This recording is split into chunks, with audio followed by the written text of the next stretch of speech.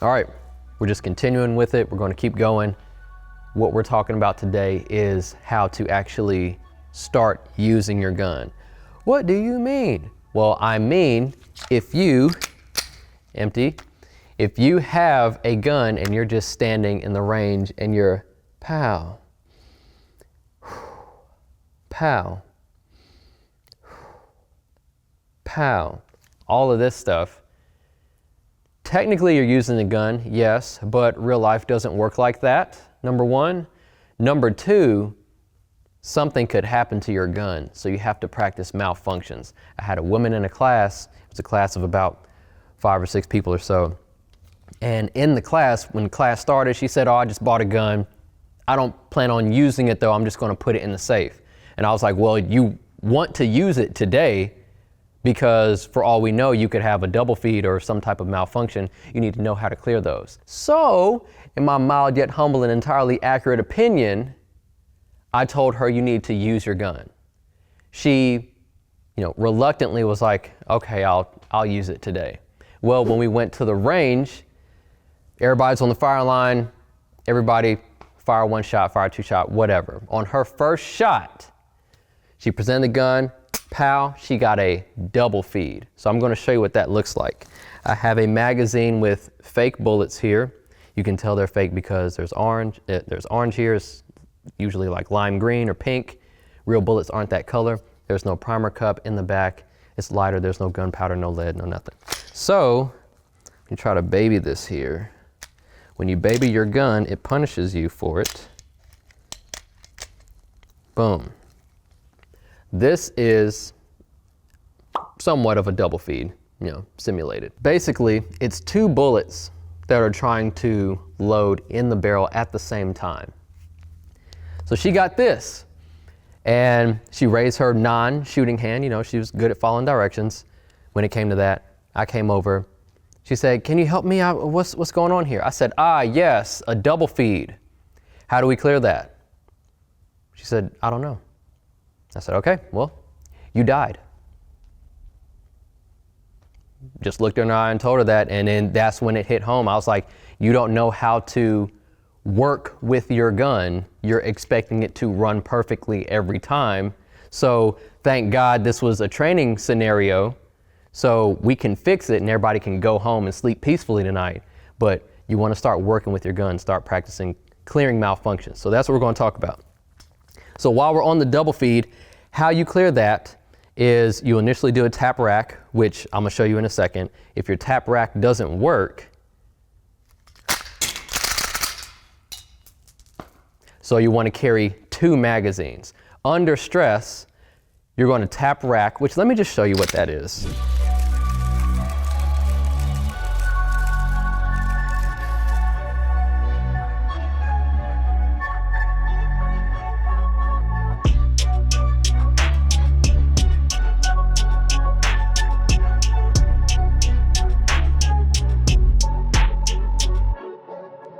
Fake bullets.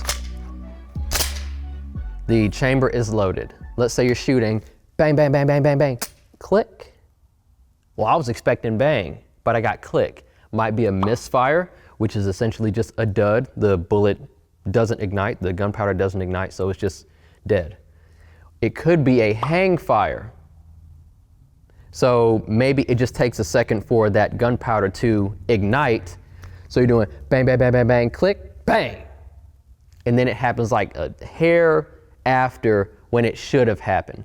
Either way, when you get click and you're expecting bang in real life, you don't have time to do the traditional rule of hold your gun downrange, wait 30 seconds. We're not doing that. You have to have immediate action. So what we want to do is make sure that we didn't hit the magazine release, because when you press in the magazine release, it releases the magazine. So if the magazine release were right here, it would be your support hand that might push that in, or maybe a finger that might push it in. Everybody has different size hands on different size guns. So your initial course of action is to tap to make sure the magazine is seated, then rack the slide. The shell casing ejects and then it automatically loads, because it's a semi-auto, the next bullet for you. Then you can go back to shooting. You're shooting some more, bang, bang, bang, bang, bang, click, tap, rack, go back to shooting. Bang, bang, bang, bang, bang, click, tap, rack, go back to shooting. Notice how I don't have to point the gun at anybody else to clear it. It stays pointed down range. I'm just bringing it in, tap, rack, come back. Okay, now some people perform their tap racks a little bit differently, but that's the essential motion of it. You need to get good with that, practicing with fake bullets. And then you need to simulate having these double feed issues, because under stress, when you do tap rack and it gets stuck and the slide is just locked open, if you're being timed or like you're under some real stress, you're not going to be like, oh, let me do a tactical reload and get my next magazine and put it. You're not doing that. So you just have to strip it, rack the slide, let it come out, and then grab your next magazine, which is why if you're going to carry your gun, I always recommend carrying 2 magazines. Always. Do I think, my magazines hold a lot. Do I think I'm going to have to use 30 or 40 rounds? No. I don't owe anybody any money. I'm not out here, moving crazy like that. But if something happened with my magazine, I know under stress, I'm shutting down to that extent of let me try to figure it out here, and it's just gone. Gone. Next one. And we're just moving on. Okay, so I'm going to show you that a little bit, because when you come to the range, you can put real bullets in your magazine and then put fake bullets in there every now and then to simulate the misfire. All right, so I'm going to shoot these and then we're going to talk about it. Okay, that's tap rack. Now, when you're practicing, if you have the ability to, I know everybody goes to a different range and there's different rules and whatever. When we do the tap rack or have to reload, we want to practice moving. Because in real life, you don't want to stand there while you're trying to figure out what's going on with your gun. You want to keep moving.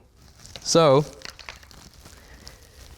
I loaded these and already forgot the order, and that's what's going to happen. You're going to put in some real ones, put in some fake ones, and then you're going to be like, oh, okay, yeah, it'll be on the 5th shot, psych, it'll be on the 3rd. So I'm going to shoot these, and once I have to tap rack or do anything administrative, then I need to move. And it doesn't have to be a big, exaggerated thing. We're keeping our round count to a minimum today because there's some construction going on with the range to make the range better. But just watch this.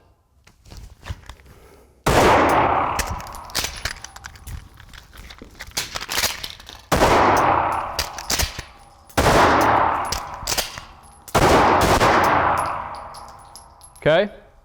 So every time I had an issue, it was just like, oh, yeah, move. Issue, oh, yeah, move. Okay? And then it'll become more comfortable as you continue to do it. But you need to practice working with your gun. I got a guy who I've been working with, and he just got to the point where he can clear all types of malfunctions and keep going and not shut down, because that's typically what starts to happen in the beginning, is you see the issue and you're like, oh, stop, hold on, let's figure this out. But it's like, no, keep going. Just fix it and keep shooting. So I hope you got some value from that. We'll see you on the next one. Like, comment, subscribe. Roll mine.